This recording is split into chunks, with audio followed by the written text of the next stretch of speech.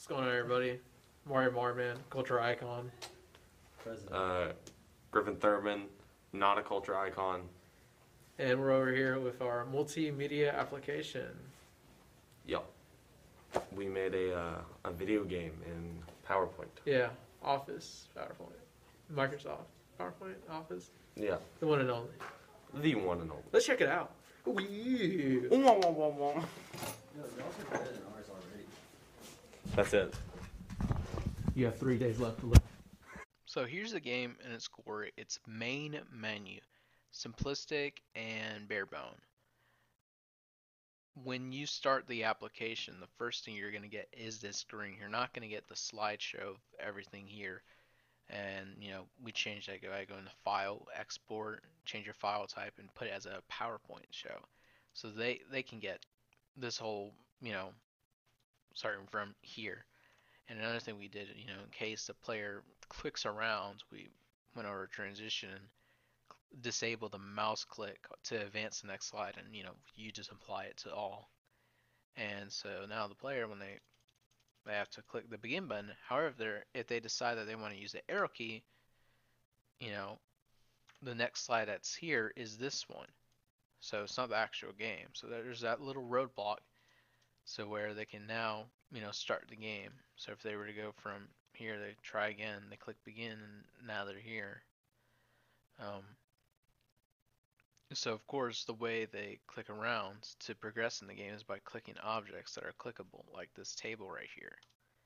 So they click here, they can read this notes, they can go back, do whatever with that information. They want to go to this door, they need a key. So they click on this table, and they click the key, but let's say they click the screwdriver. So it doesn't work.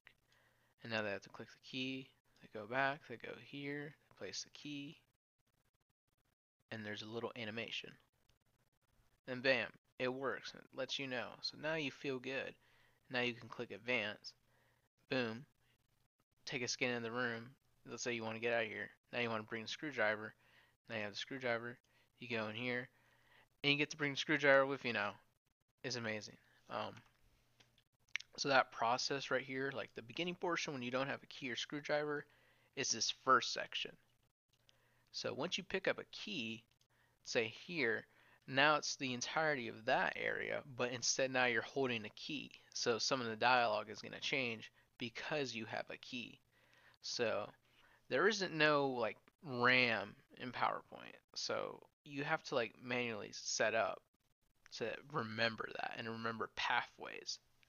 And that's what this is. You create sections on PowerPoint, and it's going to have all these little things that you can use to make it easier for yourself. And in this instance for me, so now we're going to have him, the player, with the key. They could, for instance, have a screwdriver instead for this section, or the first room with them having a key, or them having a screwdriver. So the instance where it has that little animation thing for the player is this section. And for that, it just has all of the animations as 0.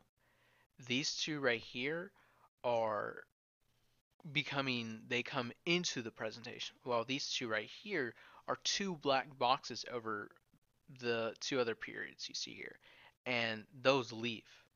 So it looks like it's a ... that forms slowly. And then of course these two pop up after each other, purely based off timing for each of these. So this one starts with Purius, has a 2.5 delay, and it lasts for 1 second. This one's going to take 4 seconds to do. This one starts 1 second after that one. And that one starts 2 seconds after this one right here. And another example of memorization, all that, is the keypad section here. Now, there's 2 sections, whether or not you're holding a key or screwdriver. Doesn't make too much a difference, but if you click the answer, which is 3, 8, 9, is going to progress. So if I click 3 here, it's going to take me to the next part that's correct. It's going to take me to 8, it's going to take me to 9, and this is the correct path.